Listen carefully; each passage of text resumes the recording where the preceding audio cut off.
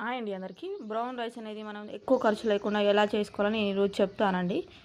ఇవి ఇవి same rice, కాకపోతే ఇది వైట్, ఇది బ్రౌన్ అనమాట.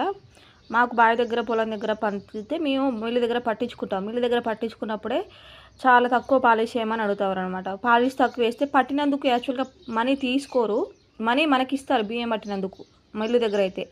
ఇలా అయితే మేము మనీ ఇవ్వమంటే సరే ఇవ్వకుట్టామే కానీ పట్టండి అని చెప్తే ఇలా బ్రౌన్గా పెట్టారు. ఇంకా మా దగ్గర కానీ నేను మా అమ్మ వాళ్ళ దగ్గర ఇంకా బ్రౌన్గా పెట్టాను. మీరు కూడా ఒకవేళ మీ పేరెంట్స్ కానీ ఒడ్లు పండిస్తారు కదా, ఇలా బ్రౌన్గా పట్టించుకోండి. బ్రౌన్ రైస్ చాలా మంచిది. వెనకట మనం రోడ్లో దంచుకొని వేసుకొని తినేవాళ్ళం కాబట్టి పొట్టు అంతా పోకుండా ఉండడం వల్ల చాలా అందరూ బలంగా ఉంటారు. మనకంటే మన అమ్మలు అమ్మమ్మలు బలంగా ఉన్నారు కాబట్టి.